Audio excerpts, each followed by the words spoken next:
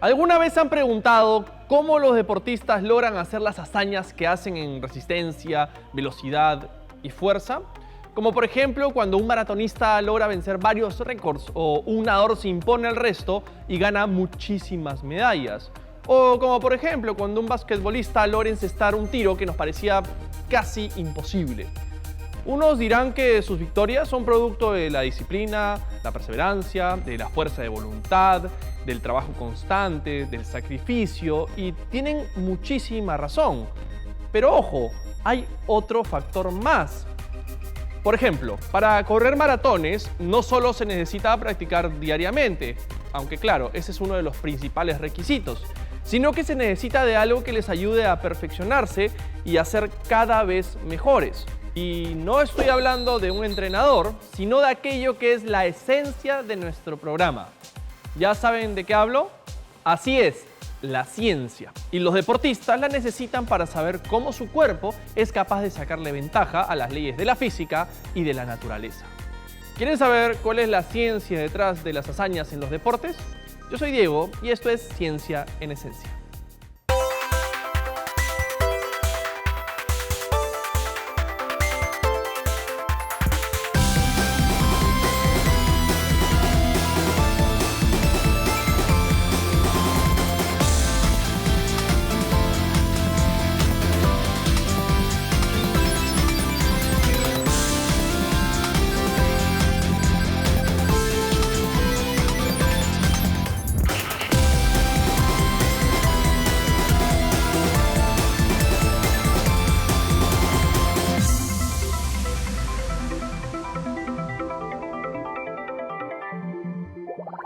Bienvenidos al programa. Hoy vamos a hablar del deporte. Pero primero deben saber que uno de mis pasatiempos favoritos es correr. Bueno, era. Ahora he dejado de practicarlo un poco, pero me gustaría retomarlo ya que se vienen algunas maratones y quiero ver si me animo a participar de alguna. Pero ojo, ese no es el objetivo del programa, sino conocer cuál es la ciencia detrás del deporte y cómo esta ayuda a optimizar el rendimiento de los deportistas para lograr las hazañas que realizan en las competencias nacionales o en las internacionales, como los Panamericanos o las Olimpiadas. Por cierto, ¿a alguno de ustedes les gusta ver las Olimpiadas? Bueno, a mí me encantan. Y en las últimas que se llevaron a cabo aquí nomás en Brasil, hubo una delegación peruana bastante importante de 29 atletas, participando en diversas disciplinas. Las Olimpiadas del 2016 fueron una muestra de lo increíble que es el potencial del ser humano en los deportes. Y para conocer un poco más, sería mejor conocer la historia de este evento.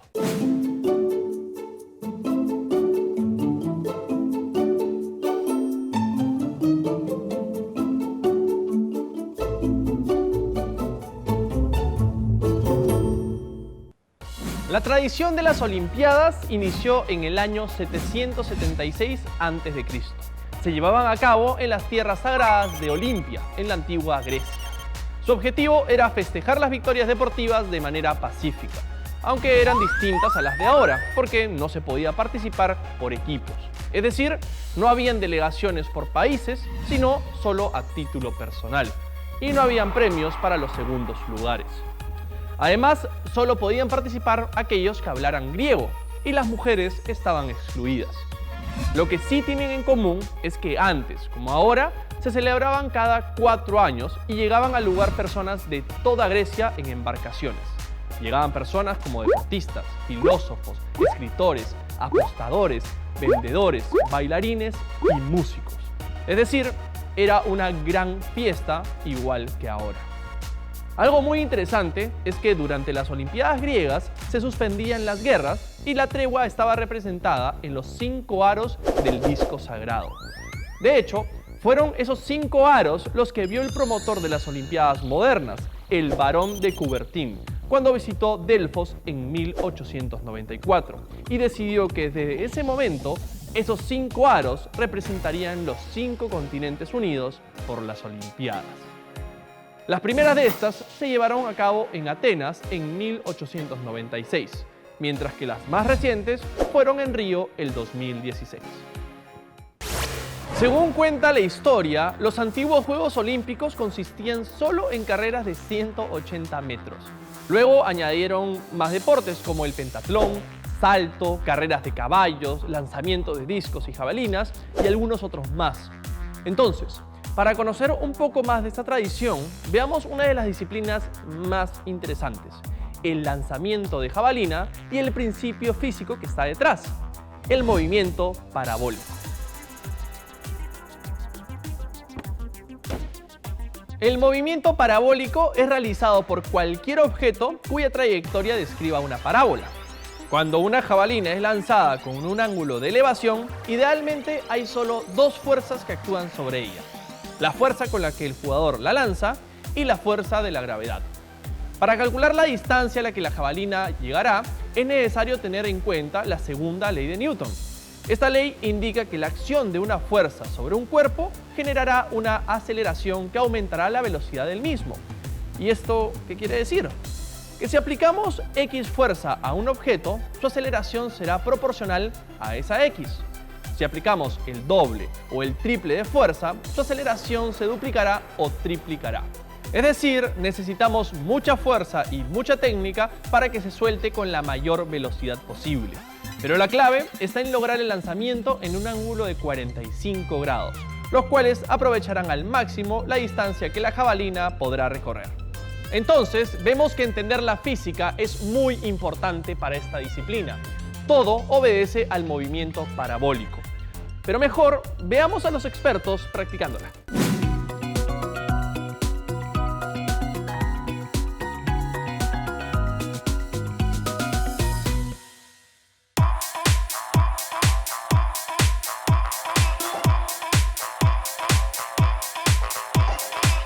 Hola, mi nombre es Ricardo Valiente, profesor de Educación Física del Colegio Santa María, entrenador de atletismo nivel 4 en la especialidad de lanzamiento.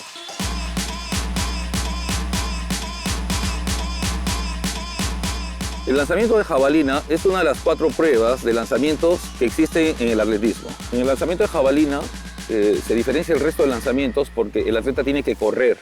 Es muy importante que el atleta ejecute bien los ejercicios porque es la primera parte del lanzamiento.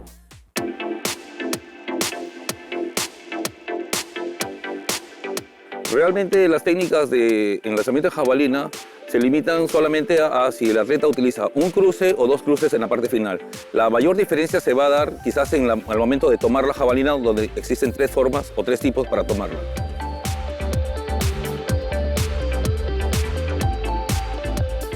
El ángulo de la salida de la jabalina, en el caso de los varones, puede ser de 32 a 36 grados. En algunos casos llegaría hasta 39. Normalmente en las mujeres, este grado podría aumentar hasta 42. Eso va a depender también de la distancia y el nivel que tenga el atleta.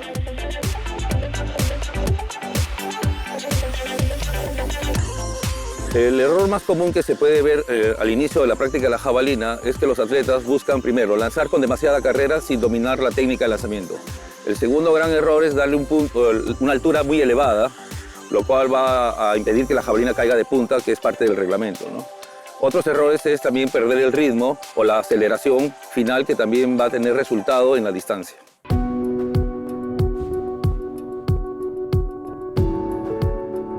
Su preparación normalmente va a constar en muchas partes. La parte técnica es súper importante, dado que es un implemento muy ligero, como les dije al comienzo. La parte de la fuerza también se trabaja mucho en el gimnasio y como todo deportista siempre tiene que tener cuidado con su dieta, ¿no? Lo que consume, su nutrición, para tener el mejor desempeño posible. Normalmente un lanzador de jabalina va a entrenar de 2 a 3 horas, posiblemente 6 veces a la semana. Esto va a depender del entrenador si lo pone en una sesión o doble sesión por día. Para la enseñanza de lanzamientos, de todos los lanzamientos en atletismo, siempre el entrenador debe empezar de la parte final hacia atrás. Por eso se utilizan lanzamientos primero de parado, donde el atleta puede sentir todo el lanzamiento y la técnica a utilizar.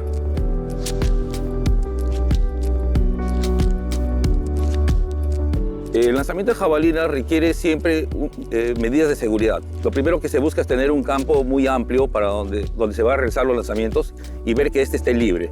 En casa yo recomendaría solamente hacer ejercicios de tipo de acondicionamiento físico, ¿no? De los más conocidos, como son flexiones de brazos, abdominales, y tiene una barra. Quizás si cuenta con una pared ¿no? Más o menos grande, y a una distancia de 3-4 metros podría realizar algunos ejercicios como lanzamiento de pelota, ¿no? Que le va a mejorar también la fuerza y la técnica de lanzamiento de jabalina.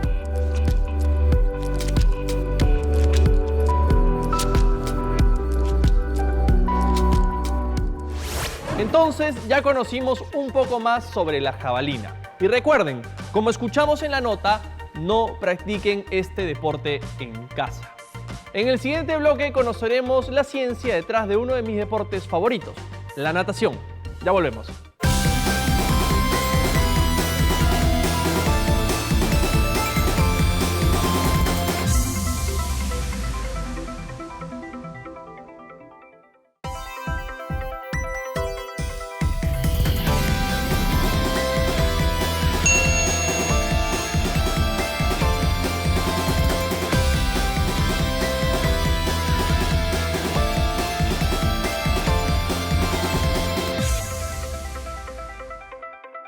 Según la ciencia, para combatir el estrés debemos relajarnos. Y para mí, nada mejor para relajarse que el agua. Aunque es probable que un nadador profesional no piense lo mismo. Si bien el movimiento parabólico es un principio que se observa en muchos deportes, como por ejemplo la jabalina, salto con garrocha, el tiro libre en el fútbol y otros más, no es algo que se aplique necesariamente en todos los deportes, como por ejemplo en la natación. Nadar es una actividad que se describe mejor como un ejercicio de resistencia dentro de un fluido en el que aplicamos otro tipo de fuerza a la fórmula. Y estoy hablando de la fuerza de rozamiento. El rozamiento es proporcional al cuadrado de la velocidad.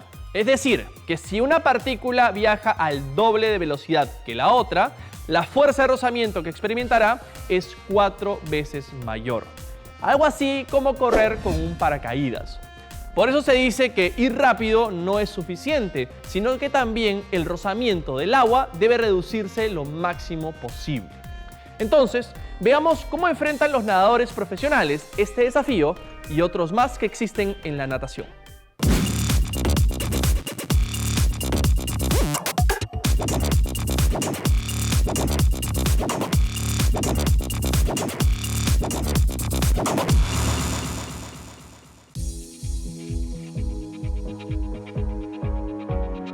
Hola, mi nombre es Jorge Maeda y soy entrenador en la Federación Peruana de Natación.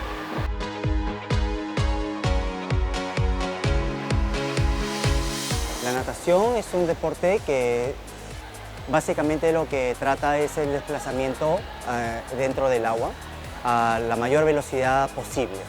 Ahora, las partes del cuerpo que implican básicamente son dos grandes partes, ¿no? Propulsivas.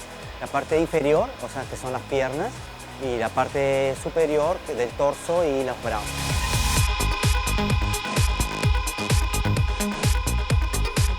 Usualmente nosotros trabajamos con 3 tipos de resistencia. La resistencia frontal, básicamente, que es la que nos frena para desplazarnos hacia adelante, y 2 resistencias más que son complementarias, vamos a decirlo, que una es en el eje longitudinal a través de la rotación del cuerpo, y el otro en el eje transversal a través de la ondulación.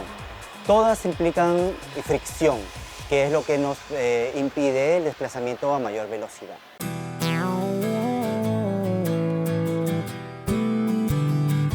La técnica fundamental para vencer la resistencia del agua es el trabajo biomecánico y perfeccionamiento en cuanto a la brazada y al pateo, ¿no? La entrada de la mano, la posición de la cabeza, la rotación y la ondulación del cuerpo. Accesorios también se pueden utilizar para vencer la resistencia, como son los gorros, los lentes, trajes de competencia. Ya en un tema más sutil estaría lo que es la eliminación de la vellosidad del cuerpo.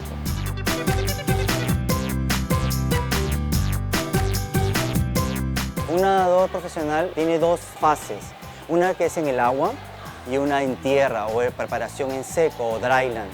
En la parte del agua nosotros trabajamos en una frecuencia de todos los días, 6 veces a la semana en doble turno.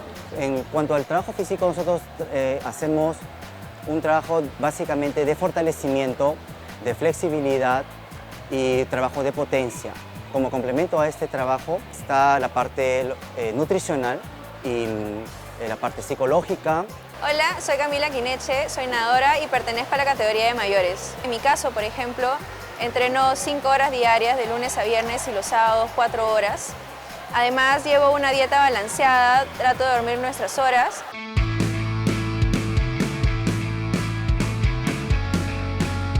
No existe en realidad un tipo ideal para la natación, pero en general los nadadores tenemos brazos largos, tenemos los músculos tonificados, la espalda ancha, los pies y las manos grandes. Pero al fin y al cabo, lo que realmente determina que un nadador sea bueno es su forma de entrenar y su mentalidad.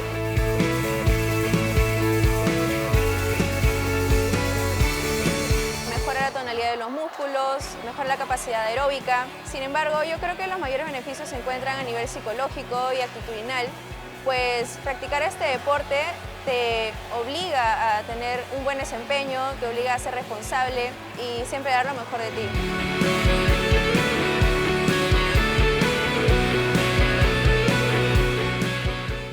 En el Perú, la marca máxima obtenida por competidores senior en 50 metros libres es de 26.72 segundos. Eso es rapidísimo, pero a nivel mundial el récord le pertenece a un brasilero con 20.91 segundos. Eso es aún más increíble. De todos modos, es interesante saber que la marca nacional y la marca mundial está separada solo por pocos segundos. Ahora, la ciencia detrás de la natación no solo radica en las técnicas y el dominio de la resistencia, sino también en la indumentaria. Desde 1995, una marca de ropa deportiva lanzó un traje de baño especial que se fue perfeccionando, un proceso en el que intervinieron incluso la NASA y otros centros de investigación. Y uno de los últimos modelos en fabricarse de este traje ayudó a que se marcaran 44 récords mundiales usándolo. Y esto, gracias a que la tecnología aplicada en estos trajes hace que haya menos fricción entre la piel y el agua.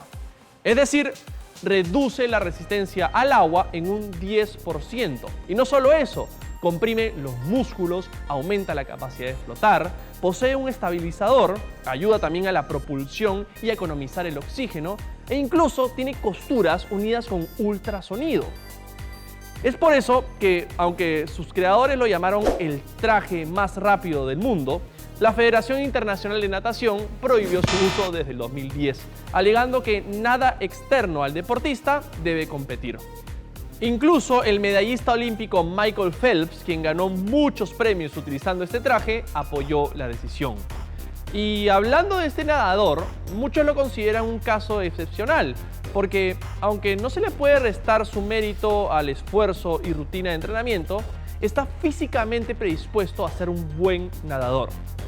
Vamos a ver. Michael Phelps mide 1,98 m de altura. Podemos decir que es bastante alto, pero de hecho, si estira los brazos, la distancia entre un extremo y el otro es de 2,03 metros, cuando en promedio debería ser igual a su altura. Por otro lado, un hombre típico suele tener entre 10 y 25% de grasa corporal, pero Michael Phelps tiene solo 4%. Esto le permite maximizar su rendimiento y alcanzar velocidades mayores. Sus manos y sus pies son bastante largos. Es casi como tener remos y aletas en las extremidades. Y por último, el tamaño de sus piernas corresponde al de una persona de 1,80 m. Y recordemos que él mide 1,98 m, lo que significa que no debe arrastrar mucho peso en estas. Las características que les acabo de mencionar junto a su entrenamiento lo han hecho ganador de 23 medallas de oro y algunas más de plata y de bronce. Sin duda, es uno de los deportistas olímpicos más grandes de todos los tiempos. En el siguiente bloque conoceremos la ciencia detrás de las maratones y con suerte aprenderemos cómo mejorar nuestra técnica como corredores. Ya regresamos.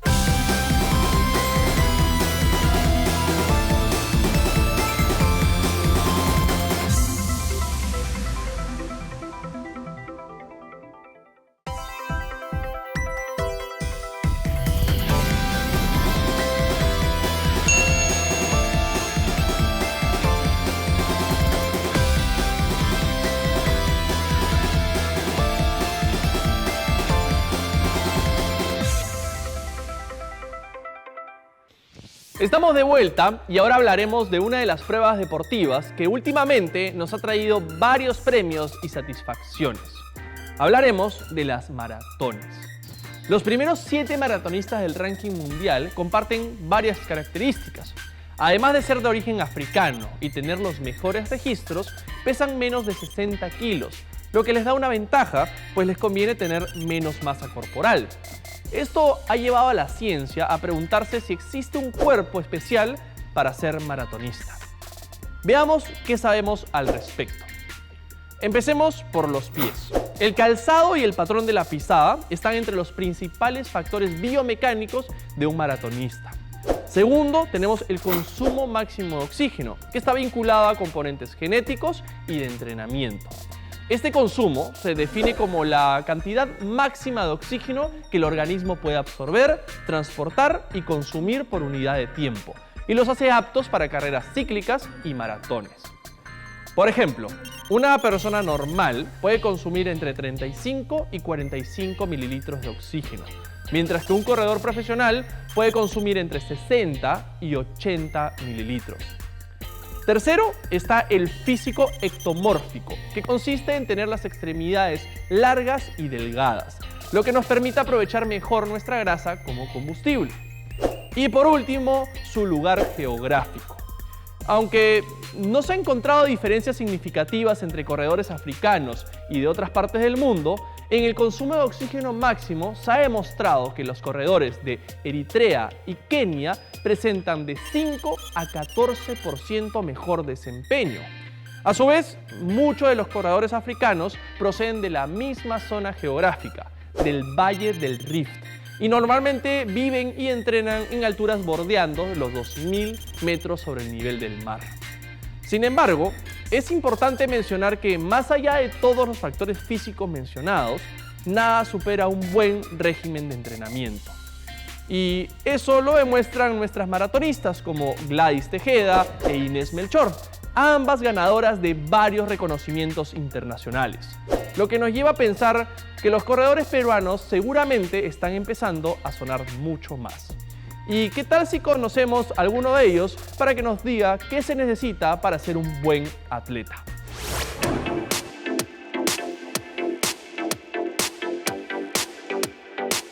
Hola, soy Iván Acosta, Head Coach de Perú Runner.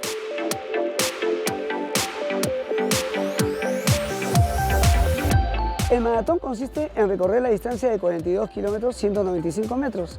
Está comprendida dentro del calendario internacional de atletismo.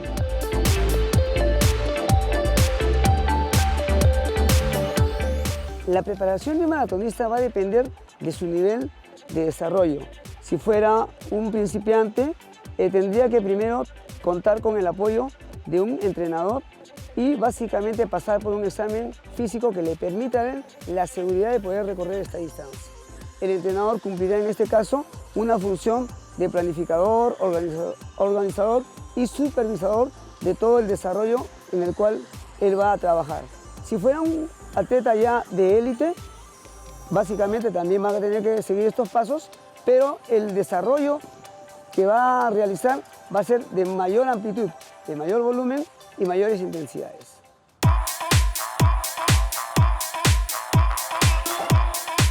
Las técnicas para realizar una buena maratón empiezan por tener una buena técnica de carrera.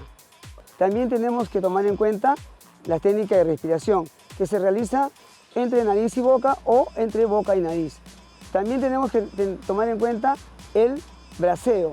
El braceo no es como el del corredor de velocidad, sino es un braceo un poco más armonioso. Este balance me permite a mí mantener el equilibrio a la hora de desplazarse. El apoyo de los pies siempre debe ser metatarsiano, evitando caer de talón para no hacer un frenaje y con ello contracturar los gemelos y los tibiales.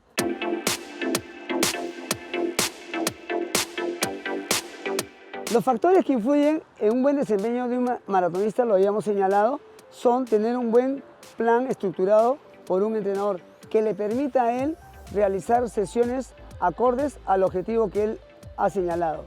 El descanso y la alimentación son factores primordiales en el desarrollo de un maratonista. Muy importante es que la planificación vaya acorde a lo que se haya programado. Muchas veces se ha visto a maratonistas que se han desfocado, se han salido del plan de entrenamiento y cuando han llegado al momento de la competencia no han logrado sus objetivos porque estaban sobreentrenados. Las recomendaciones que les podríamos dar en Perú Runner es primero asistirse de un entrenador según su nivel. Posteriormente, en la medida que él vaya desarrollándose, irá avanzando hacia otro nivel.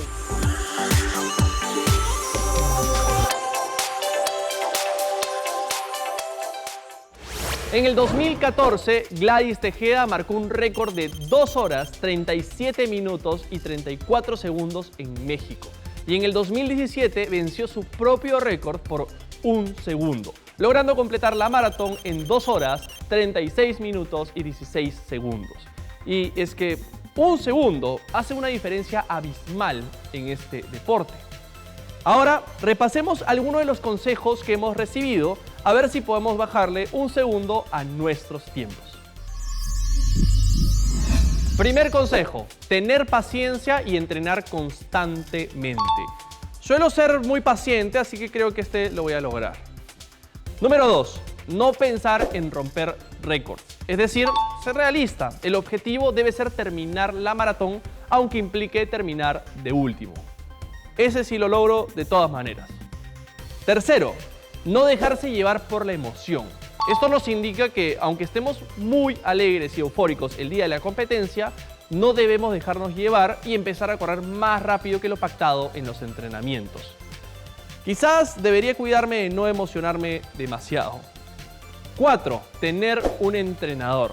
Y si no tienen uno como yo, les cuento un caso. Julius Llegó, ganador de plata en lanzamiento de jabalina en las Olimpiadas de Río, dijo lo siguiente: si no tienes medios, tienes que improvisar con lo que tengas. Él tenía YouTube y gracias a esta plataforma veía los videos de los lanzadores de jabalina que más admiraba. Y como vimos, sí le funcionó. Número 5. Seguir la misma rutina el día de la maratón. Los expertos recomiendan hacer exactamente lo mismo el día de la competencia. Comer lo mismo, dormir lo mismo, vestirse igual que en los entrenamientos y en general evitar sorpresas. Creo que en este punto no habrá problema. Y listo, estas fueron las recomendaciones de los profesionales. Para que sepan, de enero a marzo de este año ya se han realizado en Lima y alrededores 52 carreras con distintas distancias. Así que estoy seguro que pronto encontraré la maratón ideal para competir. Y si a ustedes les interesa, busquen las fechas, pero eso sí, vayan preparándose, no corran sin entrenar. El día de hoy aprendimos un poco de la historia de las Olimpiadas, también sobre la ciencia detrás del lanzamiento de jabalina y la natación. Por último, aprendimos más sobre las maratones y cómo prepararse para estas competencias. Y recordemos que lo importante no es romper récords, sino participar. Nos vemos en el próximo capítulo de Ciencia en Esencia.